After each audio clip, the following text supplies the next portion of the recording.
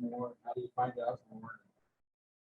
And there's always someone who influences you to be that person. And in my case, it was my mother. She encouraged me. I remember going to the St. Louis Public Library when I was younger than 10.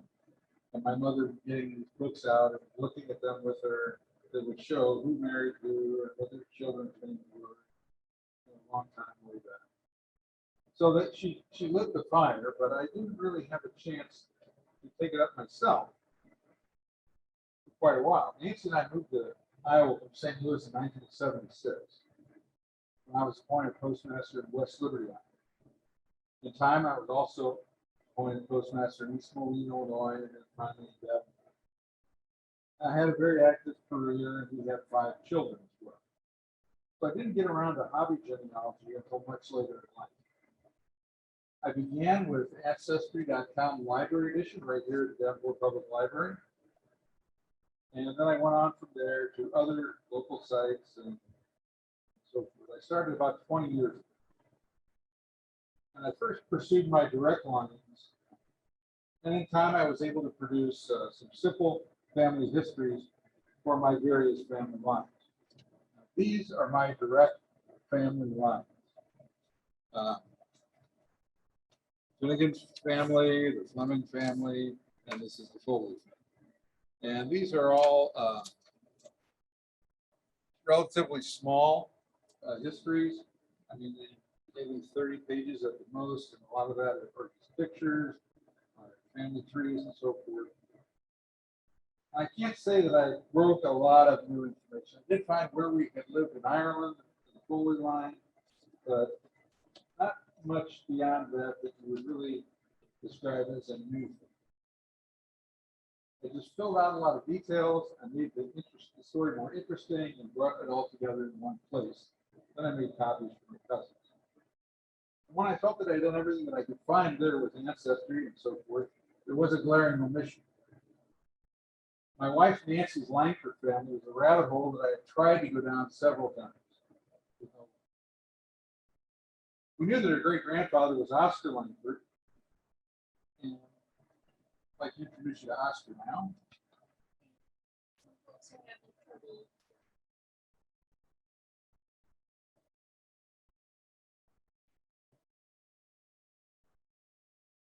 I'm trying to be loud.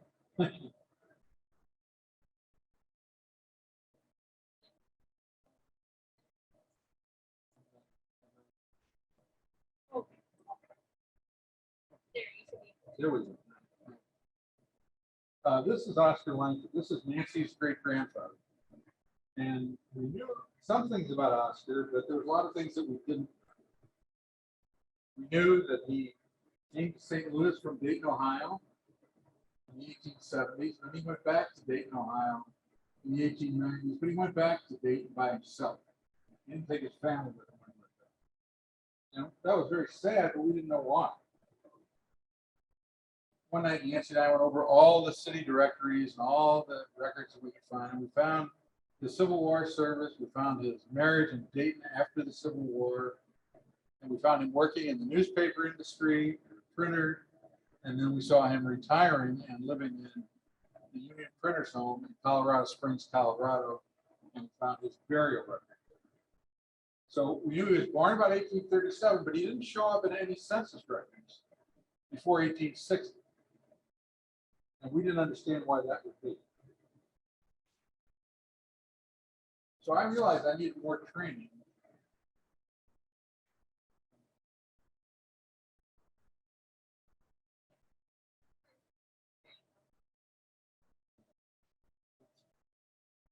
Okay, so this is what we did not know about Oscar. And are you hearing me better now?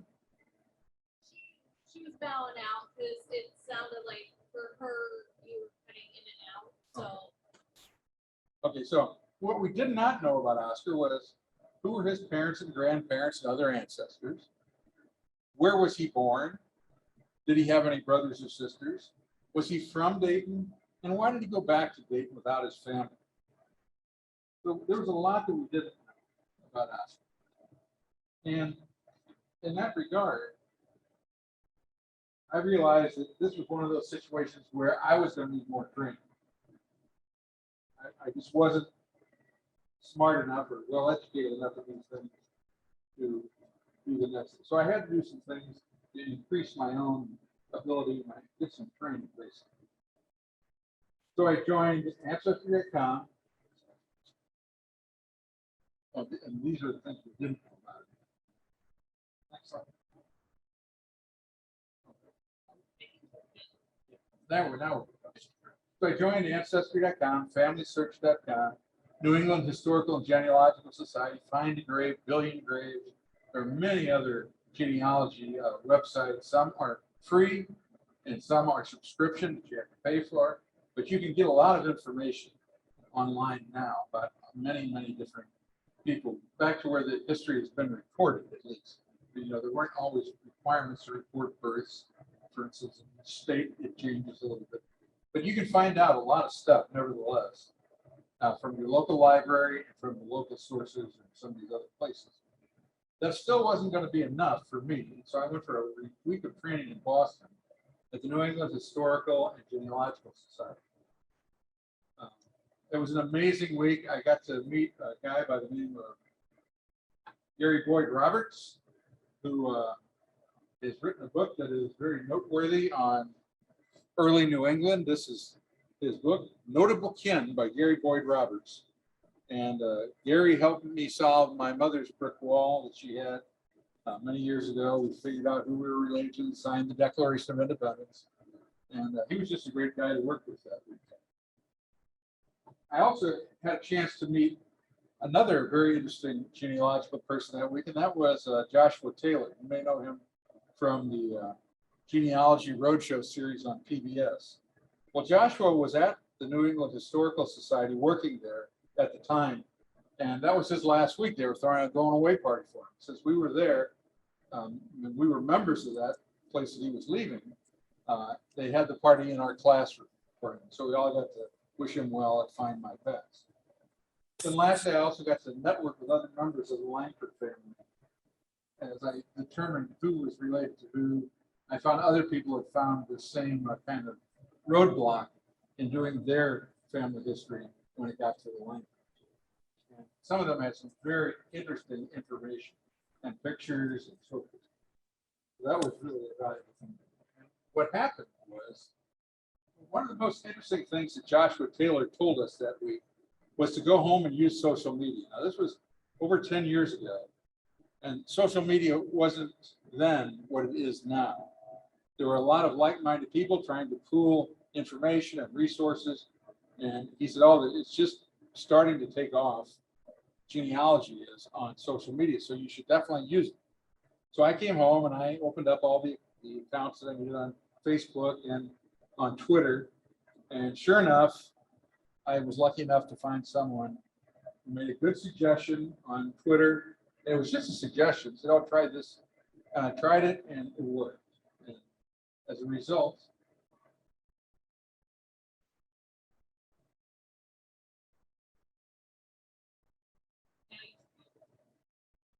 I found Oscar.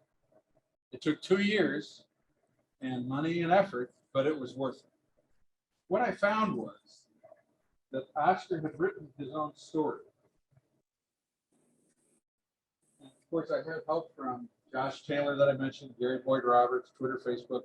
But the one that really, the social media tip that I got was to try the Fulton Historical site. And Fulton Historical is a site, it's in New York, and it's got 47 million pages of historic newspapers.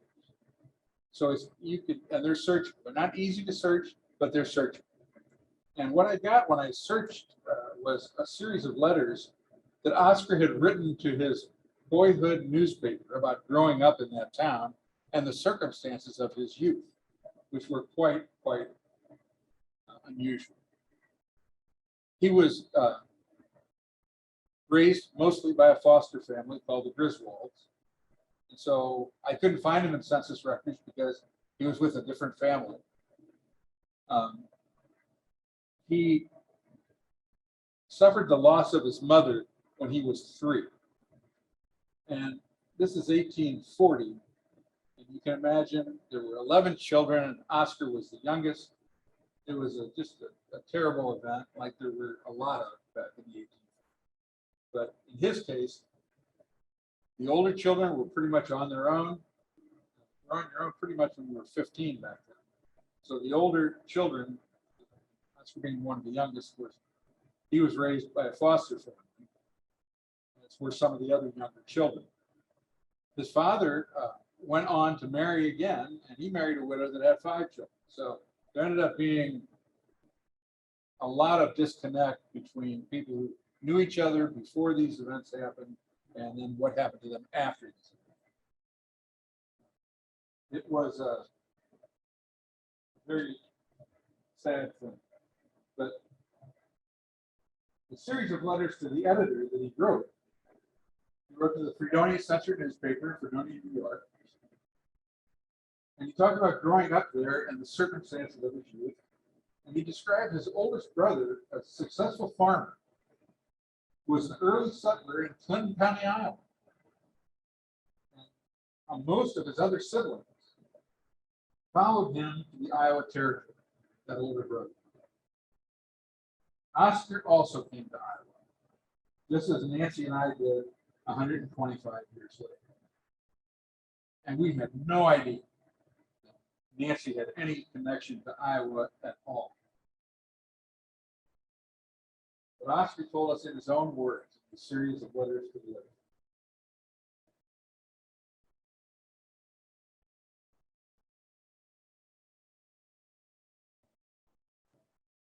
This is Oscar's oldest brother, Charles, the successful settler of Clinton County. He was one of the first settlers there in 1839. This was at the period of time right after the Black Hawk Treaty. And in his case, the land that he made a claim on, the indigenous people were still living on the land. There was some point where they had to give up the land. He also went into the lumber business like everybody else up in Clinton did at that time. And this is a picture on the right of his lumber mill on the river in Fulton, Illinois. He had a very large lumber mill called Langford and Hall Lumber. And, you know, Fulton and it was across the river from Clinton, but Clinton is known as the lumber capital because of all the lumber that was needed to develop the West and build all the houses, make expansion possible. So Charles got in on that. He did a lot of land transactions up there.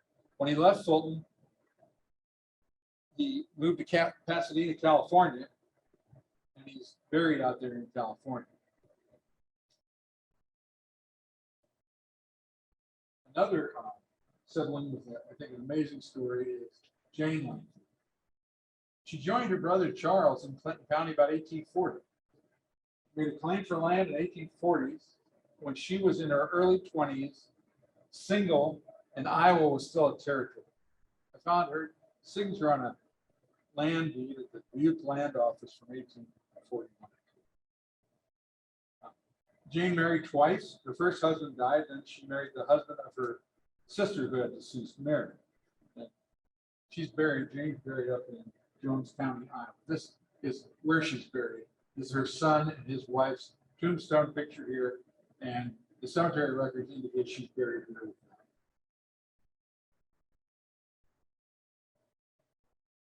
Mary Langford was another sister. She married Merritt Allen from Fredonia, New York. They had 5 children. The last 2 were born in Wisconsin. While Charles Langford was on the receiving end of the lumber, Merritt Allen was on the chopping down of the lumber and floating it down the river. He was a lumberman, and he worked up there in Wisconsin. Mary died the same year her youngest was born, about 1853, when she was only 33 years old. She's buried in Sheboygan, Wisconsin. Again, it was her husband that married her sister Jane. Mary Langford was born in Canada. Oscar's father was always kind of trying to find his place and had tried living in Canada, had tried New York, had tried Ohio, and then he ended up in Pennsylvania, and then finally in Iowa also. So Harriet was born when they were up in Canada. She worked as a domestic, and she married and had one son. Her son and his wife died when their son, her grandson, was 8 years old. She raised her grandson on a farm in Coshocton County, Ohio, and carried on a long correspondence with Oscar. She died indigent, and she is buried in Ohio. It's worth noting where all these brothers and sisters, and there were 11 full brothers and sisters, and then there were 2 half brothers, where they're buried, because Oscar's buried in Colorado. Charles is buried in Pasadena. We have Mary buried up in Wisconsin. Jane is buried in Iowa. Harriet's buried in Ohio. And it keeps going on. William Langford was born in Ohio. He was raised also by a foster family. He lived in Iowa for a short time.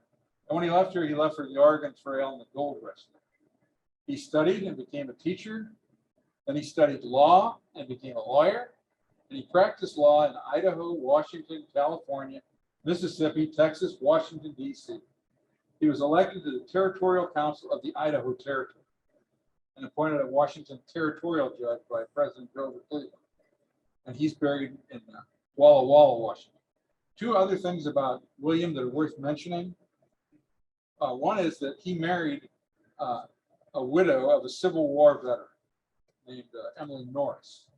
And her husband, Captain John Norris, I think it was injured in the Civil War, and then he died a few years after the Civil War. His wife had worked as a nurse in a hospital here in the Washington, D.C. area, and had also been involved in the campaign to establish Veterans Day as a holiday. After they were married for a number of years, she died, and then he married her first cousin. Oscar kept up a long correspondence with the family and even wrote a book about William, because he was by far the most accomplished of all of them, having been a leader in different territories and places. Oscar wrote a book about him, got newspaper clippings, and wrote a history of his life that they gave out at his funeral.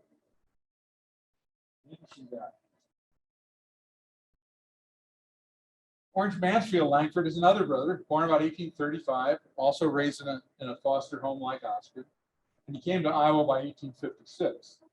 He joined the Union Army 2nd Iowa Infantry, and they were sent to Missouri to take control of railroads so that the Confederacy could not block their supply routes.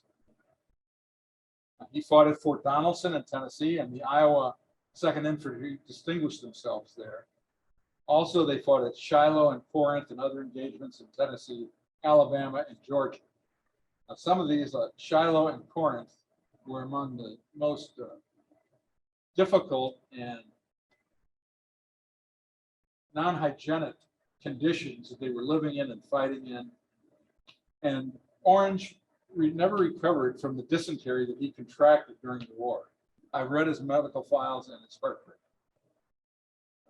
Later in 1889, I think they appointed him as postmaster of Alexander, Arkansas. I think there was a movement at that time, and Congress passed a bill to give preference to injured veterans for these kind of jobs.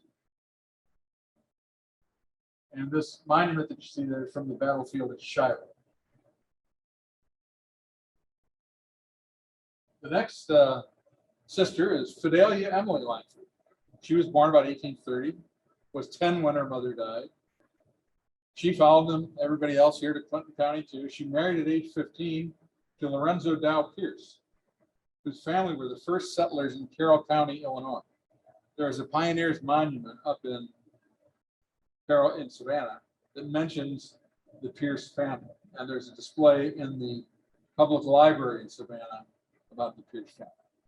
After her husband, Lorenzo Dow Pierce, died, he's buried up in Savannah. She moved to be by her daughter in Virginia, where her daughter had moved with her husband, and she's buried out in Virginia.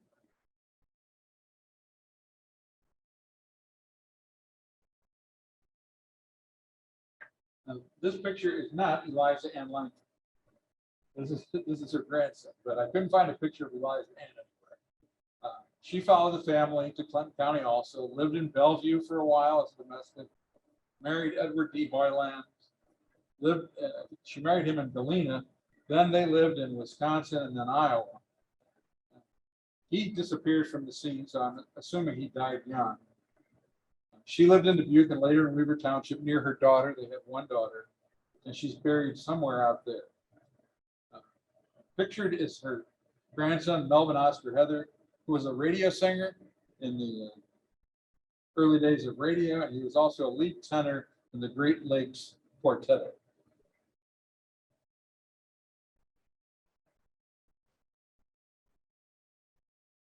Now, James Langford was a sad, sad story. He died at age 22. He had worked as a printer for the Fredonia Censor newspaper in Fredonia, New York. He died at his sister Jeanette's house there. The average life expectancy of a printer at that time was about 28 years old. And the reason for that were all the chemicals that were in the ink that they were working with all. And so as a result, a couple of the big people who'd made a lot of money in newspapers donated some money to build a printer's home in Colorado in the late 1890s. And so this was for retired printers, for printers with inability to breathe well because of the lung damage they experienced from the chemicals and so forth. And this is a picture I took from the front yard of that building, which is still in use as an elder care facility now, with a picture of Pikes Peak. Picture is Pikes Peak across the way there. It was built there because they felt there would be a lot of clean air. This loss of James at a young age from the printing business, it's going to come up again. Jeanette was who I call Oscar's angel. When he was little, when he was 3 and 4 and 5, she was the only family that he knew. She married in Fredonia to Peter Wise. Her brother James died at her home, the printer. And she moved to Iowa about 1852, and she kept up a long correspondence with Oscar. And then so did her daughters who survived her. She reintroduced Oscar to his father, Charles, in Clinton County in 1853. Of all the amazing things that we found out about Nancy's Langford family here, one of them is that Oscar's father is buried up in Fulton, Illinois. Jeanette had 2 daughters, and they both corresponded with Oscar at the Union Printers Home for a long time. And she's buried in Clinton County, and she died in 1858 at the age of 30. Well, some of these are just really sad to read. So the lost children. I'm going to talk a little bit about Jeanette and Oscar. So, Jeanette, his sister, would check on him when he was little. Then when Oscar got married after the Civil War, he married a widow named Rosetta Ratu Grayer, was her first married name. And she had a daughter that was also named Jeanette. So I feel quite certain that Oscar looked at the family and said, oh, my sister Jeanette checked on me when I was little, and now there's a Jeanette for me to check on who needs me to help her. And he kept up a lifelong relationship with that one daughter. And here she is pictured visiting him at the Union Printers Home in Colorado Springs with her daughter and granddaughter when Oscar was 89 years old. So we know they kept up a good relationship. We can't find any other record of any visitors that he had. But of course, this was newsworthy because of the 4 generations. But this also brings to mind the further discussion we need to have about the printers of that era. One of the reasons we figured out why Oscar left St. Louis. And that was because his son William was working with him in the printing business in St. Louis, and he died. Lung complications from working in the print business. So we think that that loss of his son was just too much for Oscar. That it was something he couldn't manage, and that it was just too difficult for him to try and stay close to people who he was afraid he would lose or they would lose him. And he had seen a fair amount of that, just too close. He never remarried, but he did keep up with family by correspondence, but he didn't stay with people. And I can only imagine the state of mind that he must have been in. I mentioned that Oscar's father remarried, and they had two more. He had two half-brothers. The first one of those we'll talk about here is Daniel Langford. He was a Civil War prisoner of war. He was captured twice. He signed up for Michigan. His mother's family was from Michigan, so that's where they ended up. Both him and his brother ended up in Michigan. He was returned after Gettysburg in a trade for Confederates that had been captured, and he managed to find love and marry the daughter of a Confederate soldier in 1864 in Virginia. And then she moved to Michigan, where his family was, and stayed there with his mother and his grandparents and so forth. But Daniel was captured again in Virginia, held prisoner in an extremely bad prison known as the Racetrack in Charleston, South Carolina. That was some of the worst conditions that any people lived in. And he died from yellow fever on June 14th, 1864, the same day as his daughter was born in Michigan. He was 21. And I actually made contact with descendants of that daughter who didn't know the rest of the Langford family story, working on it to find it themselves, and we were able to come together and figure that out.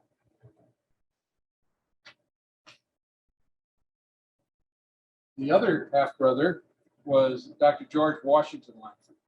I should mention that Oscar's grandfather was George Langford, and he served in the Revolutionary War as part of a group called the 30-Day Men or 90-Day Men. Anyway, their name is on a plaque in Massachusetts, and he was asked to stay by George Washington. So you will find the name George Washington repeated within the family after that, because they all got tied to him. He was also taken prisoner and spent 3 months in a prison hospital, and he became a physician by studying under various doctors, and he completed his education in Ann Arbor, Michigan in 1869. Then because I was able to get back this far and also discover some other family histories that have been done, I tied into some other work that had been done, just had never been connected after this breakup of this particular branch of the family. And one of the people, one of the interesting people in that next group was Nathaniel Pitt Langford. He was Oscar's first cousin. He was the first superintendent of Yellowstone National Park, the first national park, and he served in that capacity for 7 years. He went on survey teams to map a course for westward expansion a couple of times. His personal belongings are on display at the Yellowstone Visitor Center, and he was nominated but not confirmed to be named Montana Territorial Governor. It was at the end of the president's term, and he wasn't running for re-election. He had nominated Nathaniel Pitt Langford to be the territorial governor of Montana, and the legislature just let that die on the vine like they do in lame duck. The other interesting thing about Nathaniel Pitt Langford is that he went west on a gold rush that ended up in Bannock, Montana. Bannock, Montana is now a ghost town, but it's been preserved. It's a state park in Montana. And we went down there to see it. We visited a lot of these places when we could. And we went down there and we asked the guard if they knew who Nathaniel Pitt Langford was. And his reply was, "Know who he is? I've reenacted him." So we enjoyed finding that out about him, that they're still reenacting. And there's another place that reenacts the judge out in Washington. So let me give you one more interesting person here in the family, and I don't know if I can point to him or not. This fellow right here is George Langford. He was a rower for the Yale rowing team, and he lost an arm in an industrial accident 1 year after graduating from Yale. He was working for a company that was making the metal rails for the railroad expansion. It took a lot of doing to get all the lumber and all the metal together for the railroads to go west. And that's what he was doing.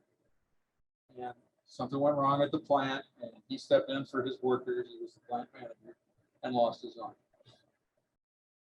He's also a very interesting guy in that he was a fossil hunter and had a very large collection of plant fossils. Now, these are not dinosaurs. These are plants, but they go back to the same era of time, to the Devonian age and all those. He went on to become the curator of fossil plants at the Field Museum in Chicago. And he's also a family historian. He wrote a family history that I was able to connect with and helped me a great deal once I had figured out where Oscar had come from. One other thing to mention about George is we were over visiting the Fritzel Geology Museum at Augustana College and here in Rock Island. And you can go over there if you like right now and view his collection of plant fossils. They're on display in that museum. Again, they're not dinosaurs, they're plant fossils, but nevertheless, they're very interesting. And it can't go without saying that the most distant relation, maybe a second cousin of Oscar's, was Mary Ann Angel, who married Brigham Young.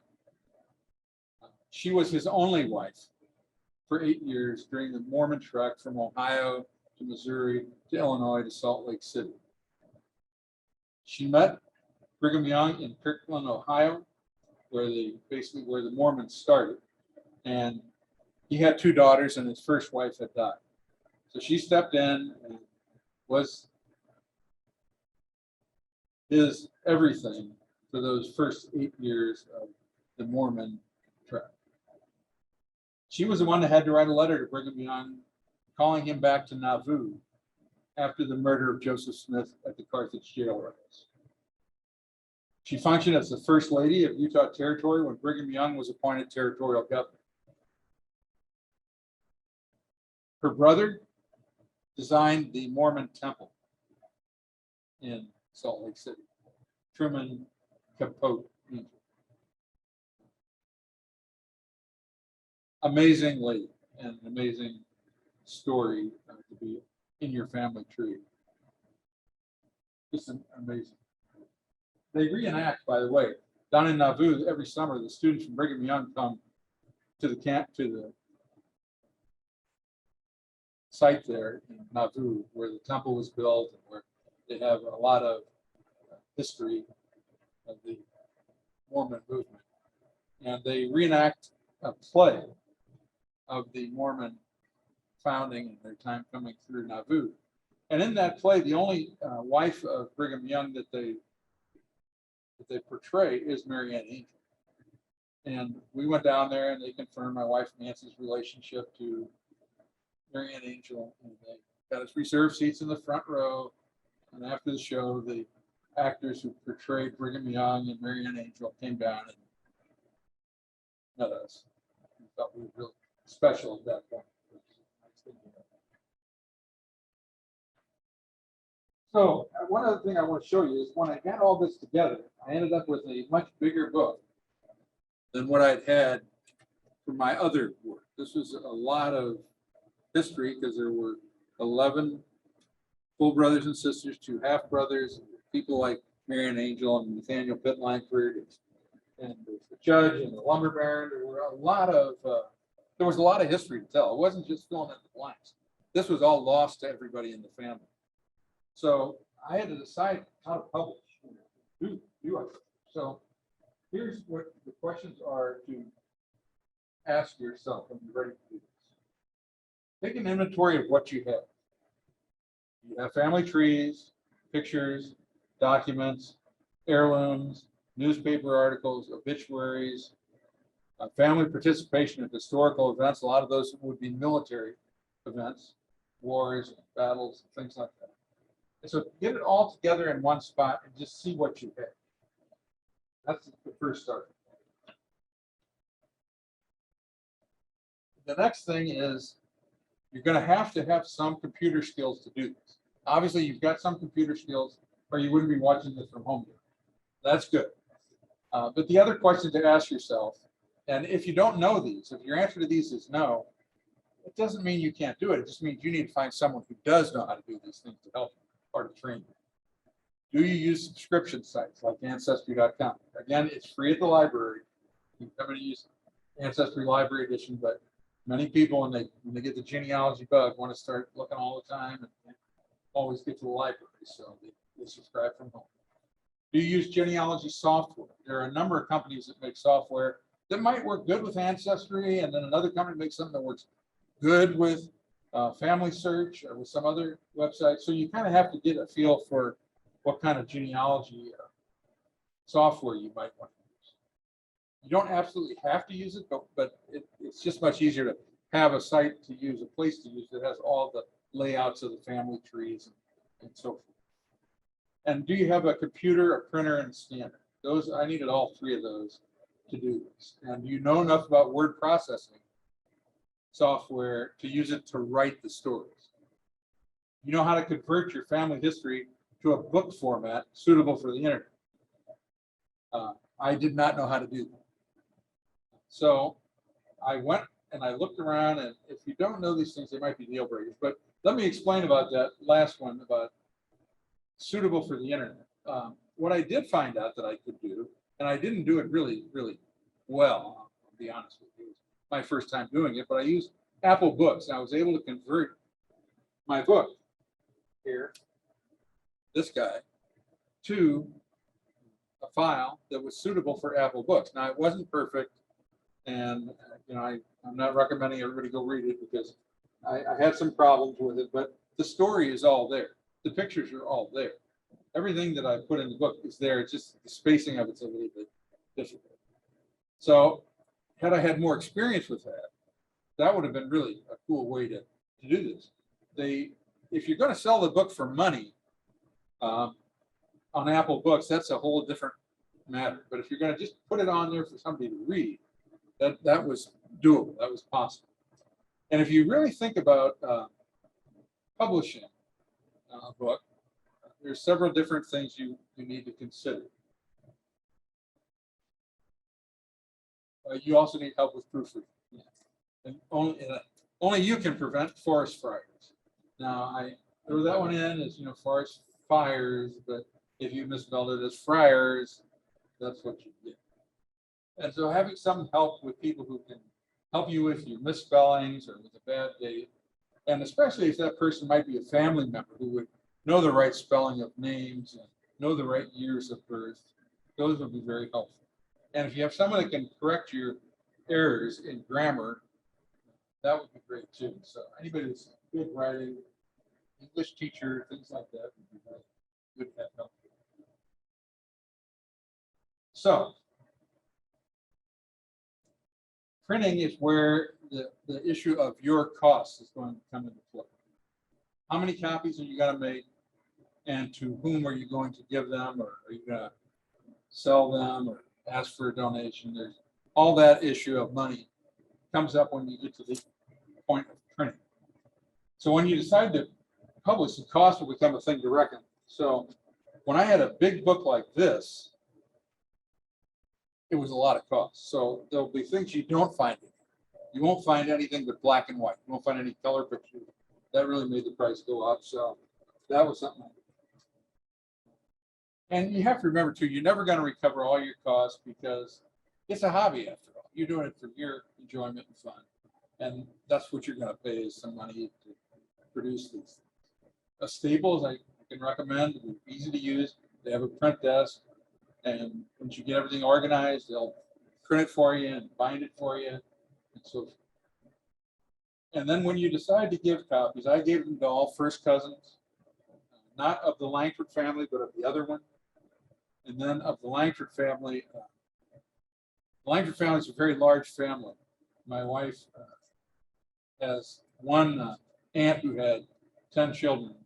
And so there's an issue of how many first cousins could you really accommodate if you were going to give all these people these nice books. So we worked a way to do that to help them get them distributed. I gave them a set of originals, and I gave them one book to one of the cousins. They were going to make copies for their brothers and sisters. But if you do decide to collect, this is kind of like, this is the point where you've got to come to grips with the money side. And the larger the story that you have to tell, the larger the cost is going to be. Everything goes up. And in our case, because this had all been lost, when I produced this book, I made sure that I sent the significant genealogy libraries copies of this work. I sent one to the New England Historical Society in Boston, to the Newberry Library in Chicago, to the Salt Lake City Family History Library, to the Midwest Genealogy Center at St. Louis Public Library, and of course it's on special collection here in Davenport.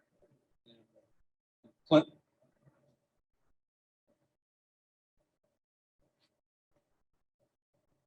So how about actual publishing? Well, you need, I don't know too much about this, but you do need a copyright. I know you want to protect it once you create it, so that nobody else can just take it off and run away and do it. I didn't do that.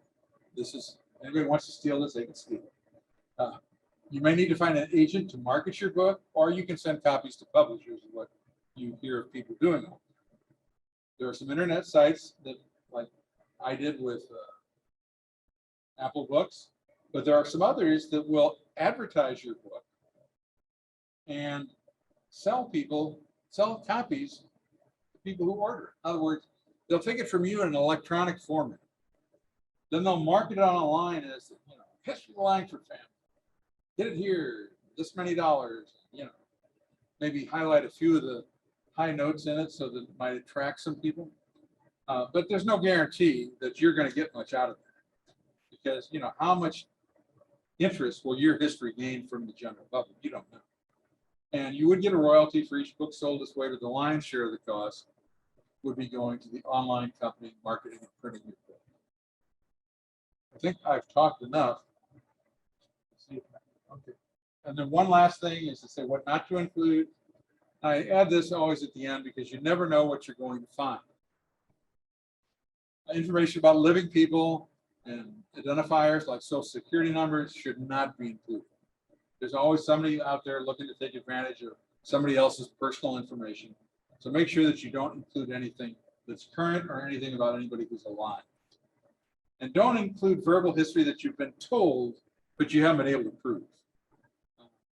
It's just, everybody's got a family history story they'd like to prove. And we don't know how much of it is truth and how much of it is fiction. And you don't need to add to that because you're going to find a lot of good stuff in your own family histories. Be careful with bad news. Be judicious. The rule of thumb is, was it ever well known?